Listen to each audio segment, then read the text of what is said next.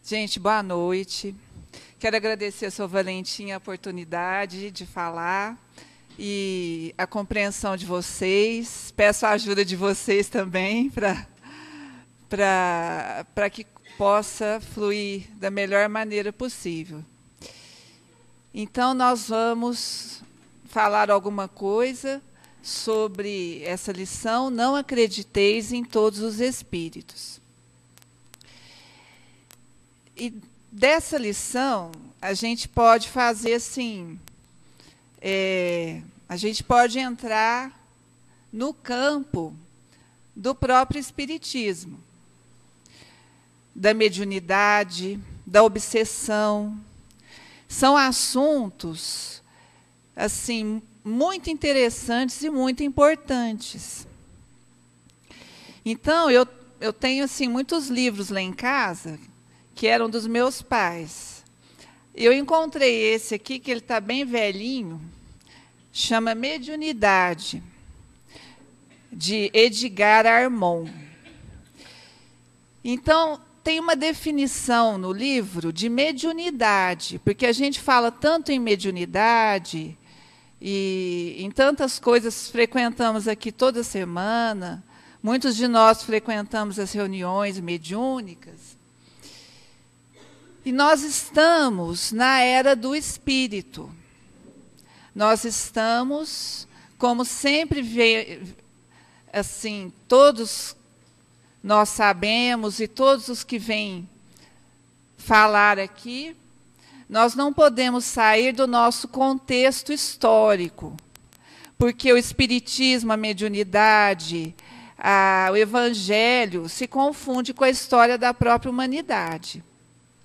E nós estamos vivendo um período de transição, como já foi falado, e nós estamos sempre comentando, porque realmente é verdade. E nessa época de transição, nós estamos na era do espírito. Ainda somos uma minoria, mas já somos mídia, já estamos nas novelas, nos filmes, já procuramos mais a casa espírita.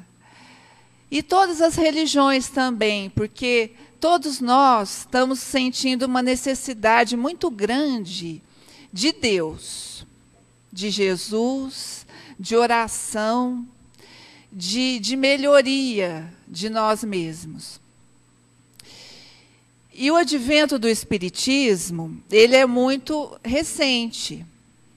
É de 1857. Eu nunca lembro o ano certinho.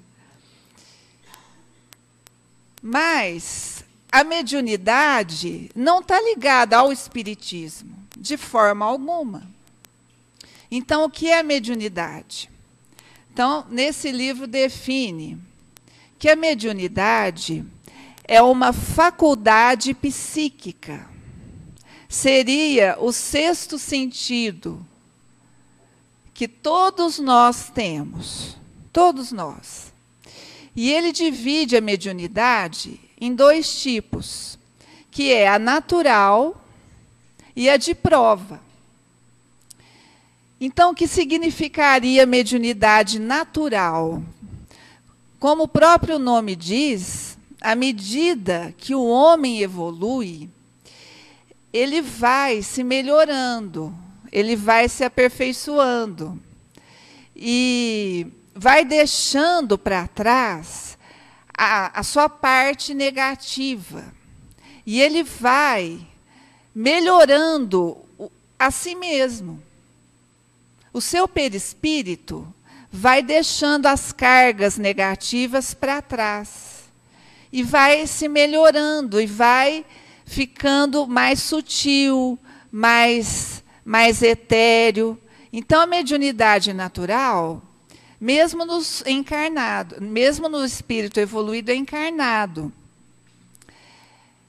a mediunidade natural é a faculdade psíquica que o homem vai adquirindo pela própria evolução. dele. Então, ele vai tendo uma percepção cada vez maior do mundo espiritual. Ele sente naturalmente a presença, o intercâmbio, que para nós, que ainda somos espíritos inferiores, para nós é muito difícil. Nós, encarnados, existe uma barreira muito grande do mundo material com o mundo espiritual. Porque nós não estamos vendo. Nós podemos até acreditar. Todos nós aqui presentes, por exemplo. Mas nós somos muito... A gente precisa tocar, ver, sentir. Então, para a humanidade, de uma forma geral...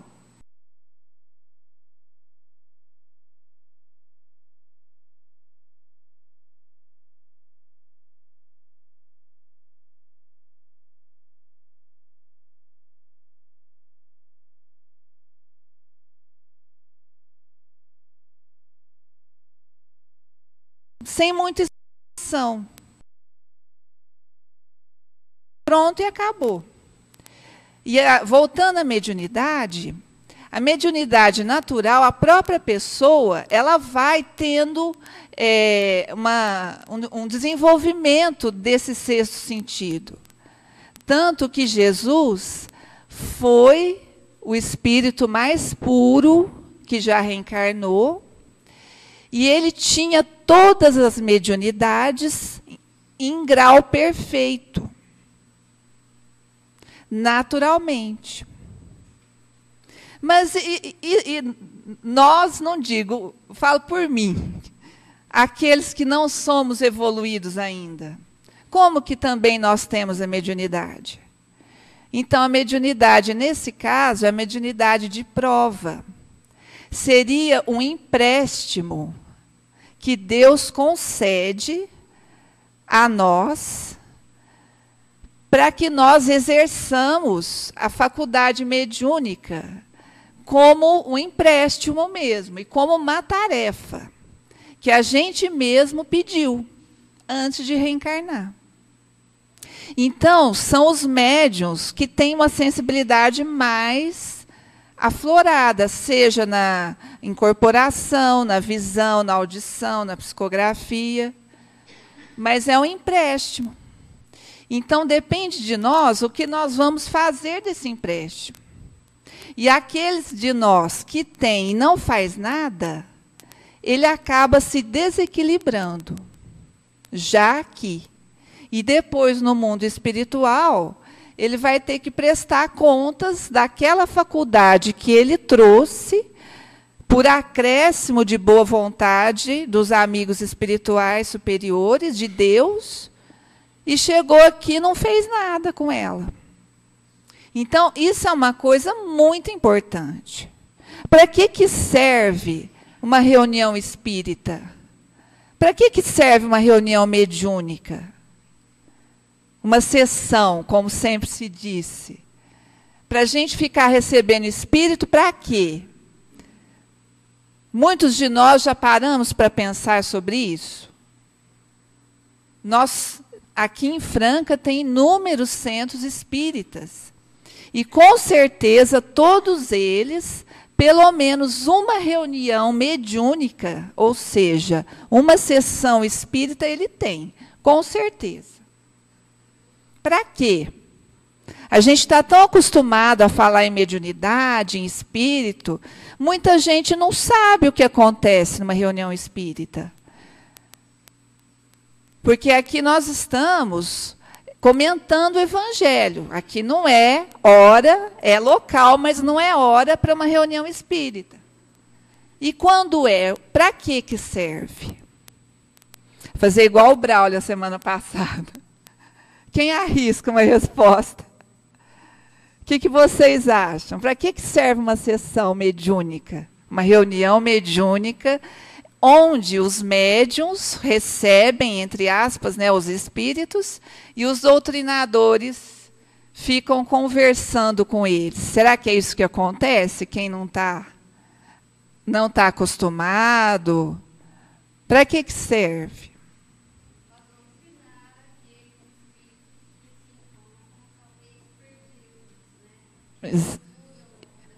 Isso mesmo.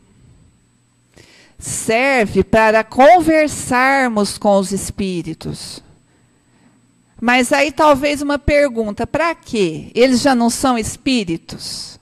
Não tem espírito do lado de lá que pode conversar com eles e esclarecer? Tem, claro que tem. Mas muitos estão tão apegados à matéria que muitos não sabem nem que desencarnou. Não vê, não percebe. Percebe alguma coisa de diferente. Mas muitos não sabem. E por que o médium? Porque o médium, ele está encarnado. Ele tem aquela energia animal, digamos assim, do corpo de carne. E o espírito, quando ele se aproxima do médium, ele leva um choque, como, digamos assim. Então, às vezes, ele não estava vendo direito, ouvindo direito, ele passa, naquele momento, a usar o corpo do médium para se comunicar. Aí ele se torna apto, aí muita coisa que ele não estava conseguindo entender, que ele não estava vendo, ele passa a sentir, a falar. Então, é mais fácil o esclarecimento daquele espírito. Antigamente, tinha-se muitas manifestações espíritas espontâneas. Muita gente via. Agora que o espiritismo está difundido, que tem muitos centros espíritas, já não se ouve muito mais, porque eles já são encaminhados para a casa espírita. Um centro espírita, como esse e como os outros, é um pronto-socorro de almas. Não de almas, né? Porque a alma é o espírito encarnado. Também, né? Mas é um pronto-socorro dos espíritos. Aqui há uma organização tremenda. São escolhidos os espíritos que possam vir a se comunicar, que podem ser ajudados. Antes da reunião já existe o preparo, já existe tudo organizado. Se toma cuidado para que não haja perturbação. Então, inúmeras coisas. E o médium, ao mesmo tempo que ele está beneficiando, ele está sendo beneficiado. Porque uma faculdade mediúnica de prova, uma mediunidade de prova, é um ímã. Aquela pessoa, ela tem uma sensibilidade a mais. Pode não ser da mediunidade natural, mas é da de prova. Então, ela tem. Então, ela tem esse sexto sentido, digamos assim, aflorado. Ela funciona como um ímã, atraindo os espíritos. Eles sentem aquela vibração, aquela atração para aquele médium. Ela pode ser espírita, católica, evangélica, ateia, ateu, qualquer coisa. Mas ela tem. E se ela não procura, quem sofre é ela. Por quê? Porque os espíritos, quando a mediunidade não está equilibrada, então o que significa desenvolver uma mediunidade? Todo mundo já ouviu falar isso. Já ouviu falar isso. Fulano é médium. Tem que desenvolver. O que quer dizer isso? Quer dizer que ele pediu a tarefa antes de reencarnar. Então, ele tem que procurar o local adequado, que é o centro espírita, para equilibrar a sua faculdade. Como? Frequentando. Não tem outro jeito. Não dá para falar assim, eu vou frequentar tanto tempo, depois eu vou parar e eu já sarei. Como se ele estivesse doente. É para o resto da vida, gente. Porque é um trabalho. E quando ele frequenta e ele vai se equilibrando, aquela faculdade fica controlada. Então, os espíritos que se aproximaram dele, quando ele vem na reunião mediúnica equilibrada, porque tem muitos centros que às vezes não tem o equilíbrio necessário, então tem tudo isso. Aí ele está ajudando os espíritos a se comunicarem. Não tem só os que não sabem que desencarnou. Tem os que não sabem que desencarnou. Tem os que já sabem e estão querendo prejudicar determinadas pessoas, que são os obsessores. Tem os nossos próprios obsessores, que nós fizemos mal para eles em outras vidas. E tem inúmeros, principalmente os que querem se vingar e os que realmente precisam de ajuda por falta de conhecimento. Então, eles se aproximam do médium e existe um doutrinador para falar com eles que não está mediunizado, ele está consciente e conversa com aquele espírito. Mas não é só isso, isso é o que nós estamos vendo do lado material. Do lado espiritual, existem todos os espíritos responsáveis por aquela reunião, que estão ajudando na comunicação daquele espírito. E a gente, como médium, sai da reunião aliviado, porque você ajudou e foi ajudado. Como Jesus disse, é dando que se recebe. Então, a gente ajudou as entidades e se reequilibrou para mais uma semana. Que pelo menos uma vez por semana a gente precisa vir. Aí, na outra semana, de novo. E isso é um intercâmbio, é uma ajuda que nós recebemos e que nós doamos. Voltando ao livro Mediunidade, fala um pouco da história da mediunidade. Foi o Espiritismo que inventou a mediunidade? Que codificou, pelo menos? Foi. Mas começou com o Espiritismo? Não. A mediunidade existe desde que o homem existe. Sempre existiu. E, mesmo não conhecendo sobre a mediunidade, nem por isso os homens deixaram, a valorizaram, não ignoraram.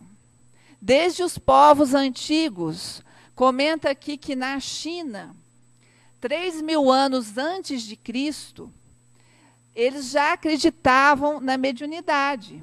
Quando alguém morria, eles deixavam um caderno, uma folha e bom, naquele tempo não tinha folha e caneta, não sei o que tinha, mas tinha algo que pudesse se escrever. Então eles deixavam ali para que o morto viesse se comunicar. Então já se acreditava desde muitos mil anos antes de Cristo. E os próprios governos, aquelas pessoas que tinham uma sensibilidade mais avançada, servia de conselheiro para os reis, para os imperadores, desde a Grécia, a Pérsia, a Roma, o Egito. Então, e se acreditava também em reencarnação, que é a base do Espiritismo. Sempre se acreditou. Fala que na Bíblia, fala aqui no livro, que a própria Bíblia está cheia de fenômenos mediúnicos, que é mais interessante se chamar de milagre ou de sobrenatural. Quando você começa a explicar o milagre, ele vai perdendo a graça, não é? Então, nada mais foi próprio Moisés, no deserto, os milagres, os 10 mandamentos, fala que Moisés foi um médium exemplar. Tanto que ele trouxe os 10 mandamentos para a humanidade. Então, é como uma mágica. Quando o mágico explica como que é feito, já perde a graça. Então, muitos preferem acreditar ainda no maravilhoso e no sobrenatural. Então, fala então fala assim que os fenômenos mediúnicos, como eu já falei, sempre existiu. Deixa eu dar uma olhada aqui. Então, é uma realidade de todos os tempos. E uma coisa interessante também que eu risquei aqui é o seguinte: fala que os apóstolos atuaram como verdadeiros médiuns, principalmente São Paulo e São João. E foi São João que falou o que a Milena leu para nós, essa primeira frase da nossa lição de hoje. Não acrediteis em todos os espíritos.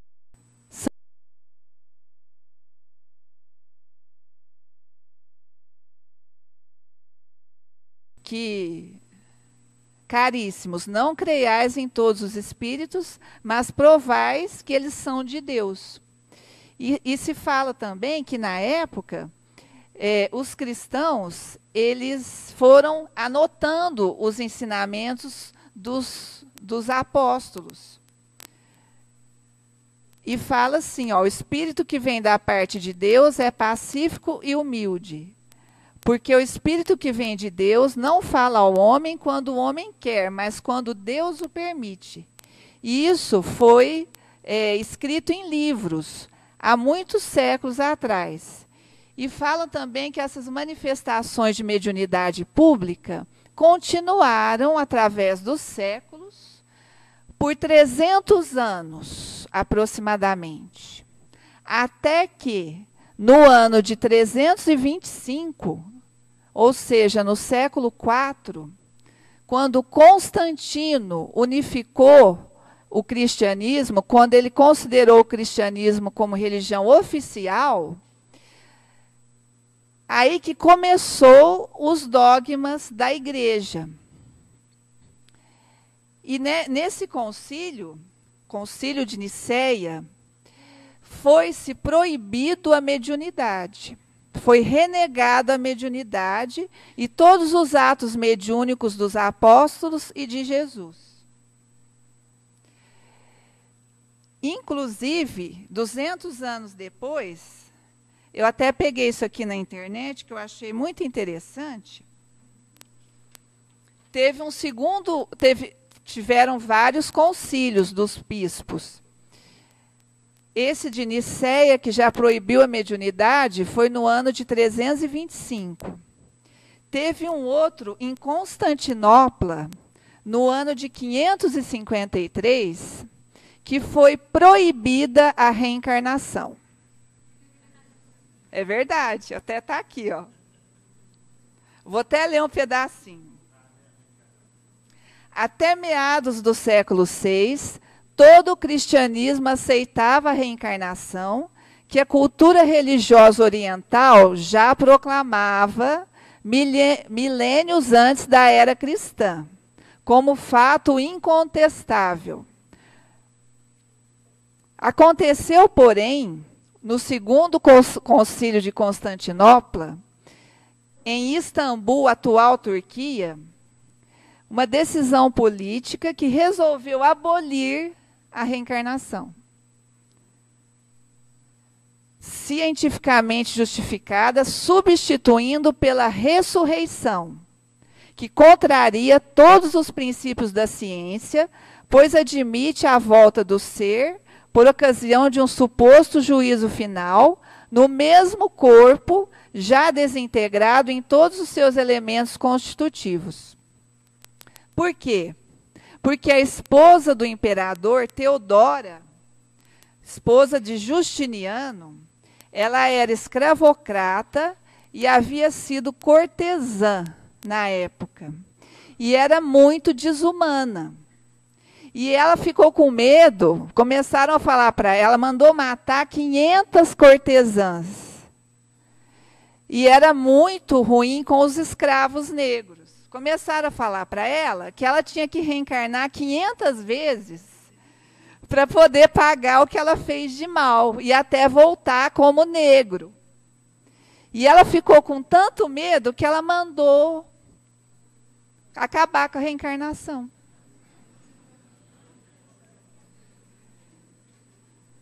Agindo dessa maneira, como se fosse soberana em suas decisões, a Assembleia dos Bispos houve por bem afirmar que reencarnação não existe.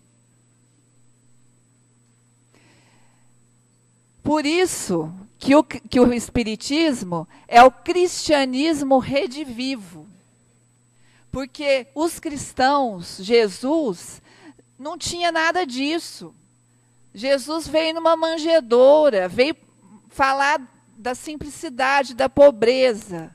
E aí tomou um caminho, depois desse concílio de Nicéia, dentro das igrejas, cheias de ouro, de altares, de dogmas, que até hoje existe, que culminou com a Idade Média, que foi o período negro da humanidade. Foi do século V ao século XV. 1000 anos de noite espiritual. Porque aí começaram a matar todo mundo já estudou história, queimar, torturar em nome de Deus. Então, aquela coisa espontânea foi proibida. Então, a mediunidade era de boca para ouvido, fala no livro. Não pôde derramar-se livremente. E muito tempo, né? 1000 anos.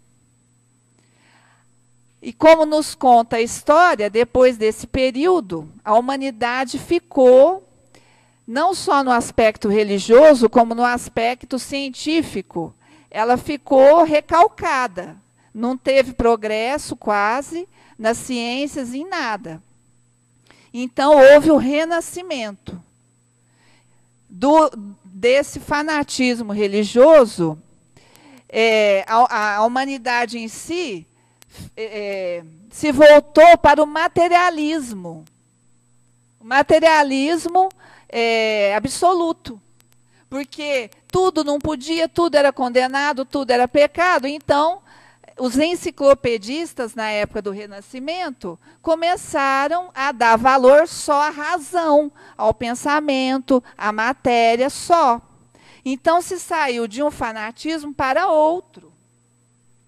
Então, foi que fala aqui que os dirigentes espirituais do planeta houveram por bem organizar o advento do espiritismo, reencarnando espíritos valorosos, científicos e chamando atenção em várias partes do mundo, como nos Estados Unidos, as irmãs Fox, e na própria Europa, com as mesas girantes.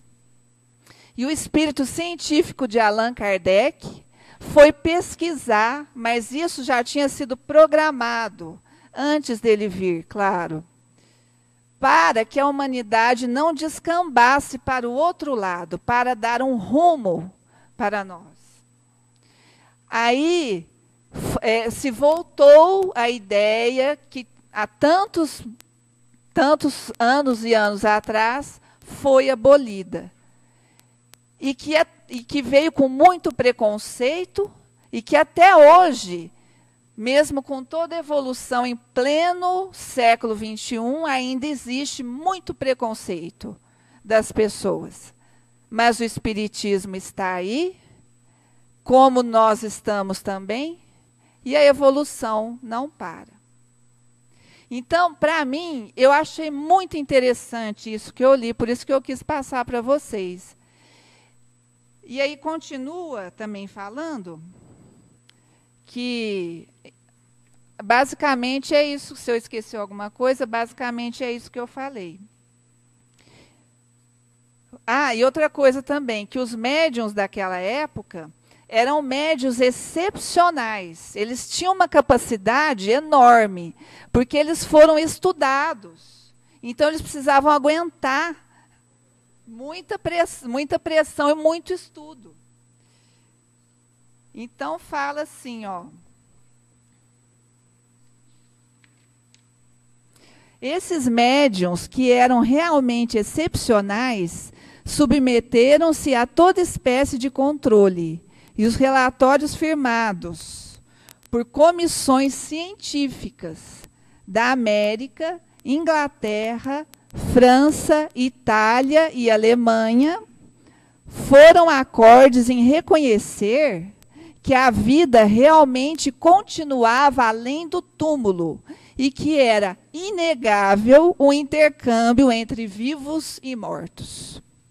Isso no advento do Espiritismo, foi provado cientificamente. Alguém quer comentar alguma coisa? Já estou terminando, gente, mais um pouquinho de paciência. E eu só quis trazer um caso de ilustração sobre um caso de obsessão. Livro Libertação, de André Luiz, psicografia do Chico. Quem não leu, vale a pena, porque é muito interessante, muito cheio de ensinamentos. Falando mais abreviadamente, conta um caso de uma moça chamada Margarida, que estava sendo obsidiada. E no plano espiritual, no umbral, um espírito chamado Gregório é que estava comandando a obsessão dela lá do umbral. E a mãe do Gregório, em outras eras, pediu para um espírito superior também chamado Gúbio para tentar terminar com a obsessão da Margarida e que o Gregório se regenerasse. Então ele foi com o André Luiz era um estagiário, digamos assim, um aprendiz. Ele foi falar com esse Gregório lá no umbral, sofreu as maiores humilhações, ele descreve a cidade, os espíritos, tudo como que é lá. Pediu para, pelo menos, que ele não interferisse se ele fosse tentar ajudar a Margarida. Aí, resumindo a conversa, ele disse assim: é muito tarde, não posso mais te ajudar. O caso de Margarida está entregue a uma falange de 60 servidores de meu serviço, sob a chefia de duro perseguidor que lhe odeia a família. Mesmo assim, o Gúbio insistiu, e ele concordou de, pelo menos, não interferir. O Gúbio foi para a casa da Margarida, com o André Luiz, ali participando, e o André Luiz que nos conta a história. 2 desencarnados de horrível aspecto fisionômico inclinavam-se confiantes e dominadores sobre a enferma, submetendo a complicada operação magnética. Essa particularidade dava para espantar. No entanto, meu assombro foi muito mais longe, quando da cabeça da jovem havia dezenas de corpos ovoides, de vários tamanhos, de cor plúmbea, semelhando-se a grandes sementes vivas, atadas ao cérebro da paciente, cuidadosamente dispostos na medula. A obra dos perseguidores era cruel.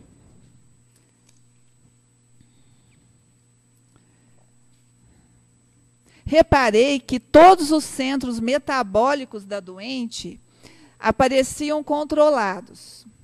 A própria pressão sanguínea demorava-se sob o comando dos perseguidores.